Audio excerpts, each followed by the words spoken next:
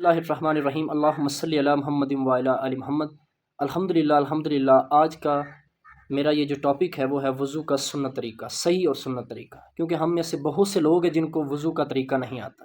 کم تعداد اس لیے نہیں میں بتا رہا کہ میجورٹی ہم میں سے ایسی ہے جن کو وضو کا صحیح سنت طریقہ نہیں آتا۔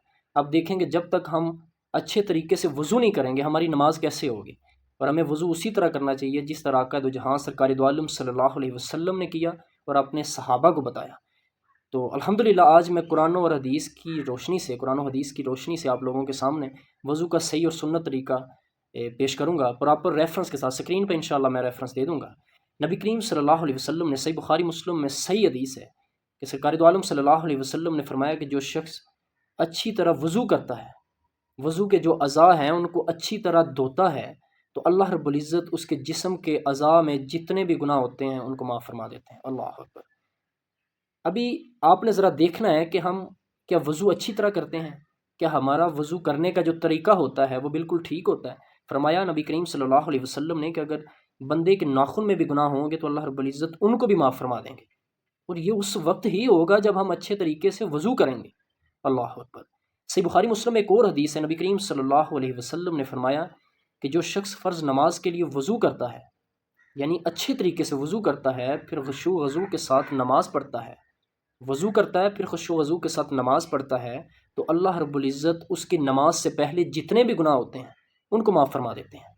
ہاں، پھر وہ جو گناہ ہیں وہ صغیرہ گناہ ہوں، کبیرہ گناہ ہرگز معاف نہیں ہوں گے، کیونکہ کبیرہ گناہ اللہ سے توبہ کرنے سے معاف ہوتے ہیں، اللہ کے آگے رونے سے معاف ہوتے ہیں، آنسو بہانے سے معاف ہوتے ہیں۔ اللہ رب العزت ہمارے دل کے تقوی کو پھر دیکھتا ہے کہ آیا کہ یہ جو شخص معافی مانگ رہا ہے، توبہ کر رہا ہے، میرے آگے رو رہا ہے، وہ دل سے کر رہا ہے، وہ شرمندہ ان گناہوں سے، تو توبہ سے جو بڑے گناہ وہ معاف ہوتے ہیں۔ تو ہم میں سے موسٹلی آج کل بڑے گناہ ہی ہوتے ہیں، چگلی، گالی گلوچ، ماں باپ کی نافرمانی، شرک، اس طرح کے جتنے بھی گناہ ہیں وہ بڑے بڑے ہیں، اور ہم بڑے گناہ ہی کرتے ہیں۔ جسے ہم چھوٹا گناہ سمجھتے ہیں وہ ہم سے بڑے گناہ ہو جاتے ہیں۔ اللہ رب العزت ہمیں کبیرہ اور صغیرہ گناہوں سے معاف فرمائے، آمین، اور ہمیں ہدایت دے نیکی کا راستے پہ چلنے کی، آمین آمین ثم آمین۔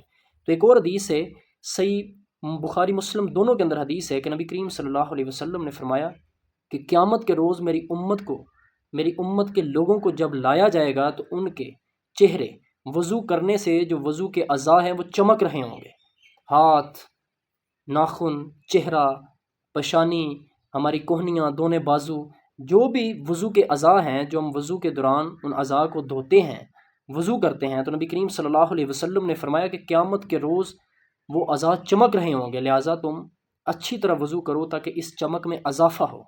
اللہ اکبر۔ ایک اور صحیح بخاری مسلم دونوں کے اندر حدیث ہے کہ حضرت عبداللہ بن زید بن عاصم رضی اللہ تعالیٰ عنہ کو لوگوں نے کہا کہ آپ صلی اللہ علیہ وسلم کو وضو کرتے ہوئے دیکھا ہے، لہٰذا میں وضو کا طریقہ بتائیں۔ تو حضرت عبداللہ بن زید بن عاصم رضی اللہ تعالیٰ عنہ نے پانی منگوایا۔ جب پانی آپ نے منگوایا تو آپ نے برتن سے پانی نکالا اور اپنے ہاتھوں پہ انڈیلا، پہلے اپنے ہاتھوں کو دھویا۔ جس طرح ایک اور حدیث میں نبی کریم صلی اللہ علیہ وسلم نے فرمایا جب تم میں سے کچھ شخص رات کو اٹھے وضو کرنے کے لیے، غسل کرنے کے لیے، تو اسے چاہیے کہ سب سے پہلے اپنے ہاتھوں کو علیحدہ کر کے دھوئے، کیونکہ اسے نہیں پتہ رات کو سویا تھا اس کے ہاتھ جسم کے کون سے اعضاء کو لگے ہیں، تو اسے چاہیے کہ پہلے ہاتھوں کو دھوئے۔ یہ نہ ہو کہ ہاتھ گندے ہوں تو برتن میں، کیونکہ اس زمانے میں پہلے برتن ہوتے تھے، برتن میں پانی ہوتا تھا، تو یہ نہ ہو کہ وہ ہاتھ برتن کے اندر ڈالے اور جتنا بھی پانی ہے وہ گندا ہو جائے۔ ناپاک تو نہیں، اسے ہم گندا کہہ سکتے ہیں، اور گندے پانی سے وضو نہیں ہوگا۔ جو وضو ہے وہ ہمیشہ صاف پانی سے ہوتا ہے۔ تو یہ احتیاطاً بتایا کہ پہلے آپ ہاتھ کو علیحدہ کر کے دھو لیں پھر وضو کریں۔ تو حضرت عبداللہ بن زید بن عاصم رضی اللہ تعالیٰ عنہ نے پہلے اپنے ہاتھ کو دھویا، فرمایا کہ نبی کریم صلی اللہ علیہ وسلم اسی طرح کیا کرتے تھے، اور پھر آپ نے چلو میں پانی لیا، اسی چلو سے آپ نے کولی بھی کی اور ناک میں پانی ڈالا، اور بائیں ہاتھ کی چھوٹی انگلی سے آپ نے ناک کی صفائی کی، کیونکہ ایک اور حدیث میں ہے کہ نبی کریم صلی اللہ علیہ وسلم اپنے بائیں ہاتھ کی چھوٹی انگلی سے ناک کی صفائی کیا کرتے تھے۔ یہ مولا علی شیر خدا رضی اللہ تعالیٰ عنہ سے یہ روایت ہے، آپ نے یہ عمل کیا اور وہاں سے یہ ثابت ہے کہ ہم چھوٹی انگلی سے ناک کی صفائی بھی کر سکتے ہیں۔ تو حضرت عبداللہ بن زید بن عاصم رضی اللہ تعالیٰ عنہ نے اسی طرح کیا، ایک چلو میں پانی لیا، کولی بھی کی، ناک میں پانی بھی ڈالا، صفائی بھی کی ناک کی، اسی طرح 3 بار آپ نے عمل دہرایا۔ ہم میں اکثر ہوتا ہے کہ ہم علیحدہ علیحدہ کرتے ہیں، چلو میں پانی لیا، کولی کی، 3 بار اس طرح کولی کرتے ہیں، پھر ناک میں پانی ڈال کے ہم صفائی کرتے ہیں۔ یہ عمل بھی ثابت ہے، لیکن جو مضبوط صحیح سند کے ساتھ حدیث واضح ہے ثابت ہے وہ یہی ہے کہ ایک چلو میں آپ نے پانی لینا ہے، اسی سے آپ نے دونوں کرنا ہے، کیونکہ پانی کا جو ضیاع ہے یہ بھی غلط ہے۔ پانی ایک بہت بڑی نعمت ہے، اسے ضائع نہیں کرنا چاہیے، کیونکہ نبی کریم صلی اللہ علیہ وسلم ایک مد پانی سے وضو کر لیا کرتے تھے، وضو فرما لیا کرتے تھے۔ اور وہ ایک مد پانی کتنا ہوتا ہے؟ یہ 1 لیٹر پانی سے تھوڑا سا کم ہوتا ہے۔ اتنے سے پانی میں آپ صلی اللہ علیہ وسلم وضو فرما لیا کرتے تھے۔ تو اگلا جو عمل تھا، ناک کی صفائی اور کلی کے بعد حضرت عبداللہ بن زید بن عاصم رضی اللہ تعالیٰ عنہ نے برتن میں پانی ڈالا اور اپنے چہرے کو دھویا 3 مرتبہ، اور پھر پانی لیا، اپنے دائیں بازو کو دھویا کوہنیوں تک، پھر بائیں کو 3 مرتبہ آپ نے یہ عمل دہرایا۔ پھر آپ نے پانی لیا، اپنے ہاتھوں کو گیلا کیا اور اس طرح دونوں ہاتھوں سے آپ نے سر کا مسح کیا، پیچھے ہاتھ لے گئے، اسی طرح آپ واپس لے آئے۔ اس کے بعد جو آپ نے کیا، حضرت عبداللہ بن زید بن عاصم رضی اللہ تعالیٰ عنہ فرماتے ہیں کہ نبی کریم صلی اللہ علیہ وسلم نے فرمایا کہ آپ صلی اللہ علیہ وسلم دونوں ہاتھوں کی جو شہادت کی انگلیاں آپ اپنے کانوں میں ڈالتے اور اس طرح گھماتے تھے۔ یہ ہم اس سے کانوں کا بھی مسح کہہ سکتے ہیں، خلال بھی کہہ سکتے ہیں۔ تو اس طرح آپ کیا کرتے تھے، اور جو انگوٹھے ہوتے تھے اس طرح پیچھے سے آپ اسی طرح کیا کرتے تھے۔ یہ عمل تھا۔ اور حضرت عبداللہ بن زید بن عاصم رضی اللہ تعالیٰ عنہ فرماتے ہیں کہ اللہ کی قسم یہ جو میں نے وضو کیا ہے، نبی کریم صلی اللہ علیہ وسلم اسی طرح وضو کیا کرتے تھے۔ اللہ اکبر، یہ تھا وضو کا طریقہ۔ اور صحیح بخاری میں ہے کہ نبی کریم صلی اللہ علیہ وسلم سے ایک بار بھی یہ دھونا جو وضو کے اعضاء ہیں ثابت ہیں، 2 بار بھی ہے، 3 بار بھی ہیں۔ آپ 3 بار بھی کر سکتے ہیں، 2 بار بھی، 1 بار بھی، 3 مرتبہ یہ ثابت ہے۔ 1 بار بھی ثابت ہے، 2 بار بھی ثابت ہے، 3 بار بھی ثابت ہے۔ اور صحیح مسلم کے اندر حدیث ہے کہ نبی کریم صلی اللہ علیہ وسلم اور 7 اصحابہ کے جتنے بھی اصحاب تھے مکہ سے مدینہ کی طرف جا رہے تھے، تو راستے میں نماز کا وقت ہوا، تو نبی کریم صلی اللہ علیہ وسلم نے فرمایا کہ جہاں پہ ہم پہنچے ہیں یہاں پہ ہم کھڑے ہو کر نماز پڑھ لیتے ہیں۔ تو صحابہ نے جلدی سے وضو کیا، اور کچھ ایسے صحابہ تھے جن کے پاؤں کی جو ایڑیاں تھیں وہ خشک رہ گئی تھی۔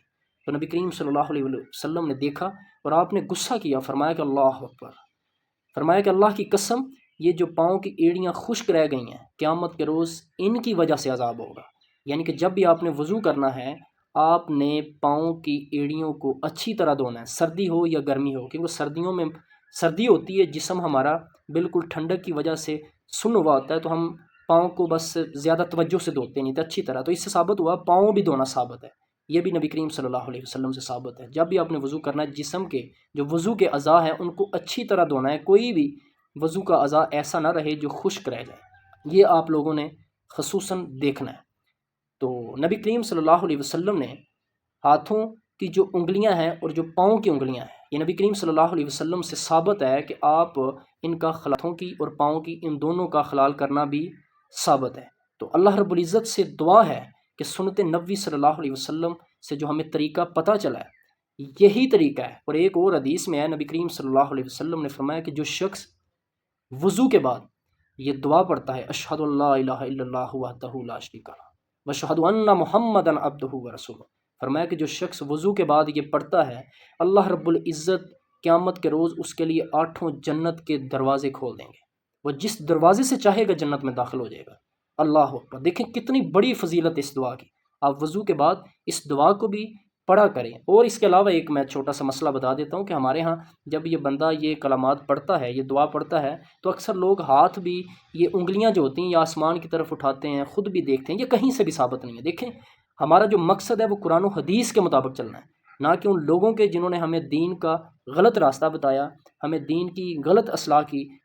دعا ہے اللہ رب العزت سے کہ ہمیں دین کے اس راستے پر چلائے جو آقا دو جہاں سرکار دو عالم صلی اللہ علیہ وسلم نے راستہ ہمیں بتایا اور صحابہ کو بتایا، جن پر تبع تابعین بھی چلتے رہے ہیں۔ تو ہم نے اسی راستے پہ چلنا، لوگوں کے بتائے ہوئے راستے پہ نہیں چلنا۔ تو یہ جو غلط باتیں ان پر آپ نے عمل نہیں کرنا۔ تو آپ لوگوں سے میری درخواست ہے کہ یہ اپنے بہن بھائی، گھر والوں کے ساتھ، دوستوں کے ساتھ، تمام لوگوں کے ساتھ اس ویڈیو کو شیئر کریں، تاکہ جو بھی یہ پراپر جو سنت اور صحیح طریقہ وضو کرنے کا جو بھی یہ دیکھے گا، جو بھی سیکھے گا، تو اللہ رب العزت آپ لوگوں کو اجر عظیم عطا کریں گے۔ آمین آمین یا رب العالمین۔ تو دعا ہے اللہ رب العزت سے کہ اللہ پاک ہمیں یہ سنت طریقے پر عمل کرنے کی توفیق عطا فرمائے۔ آمین آمین یا الہی آمین۔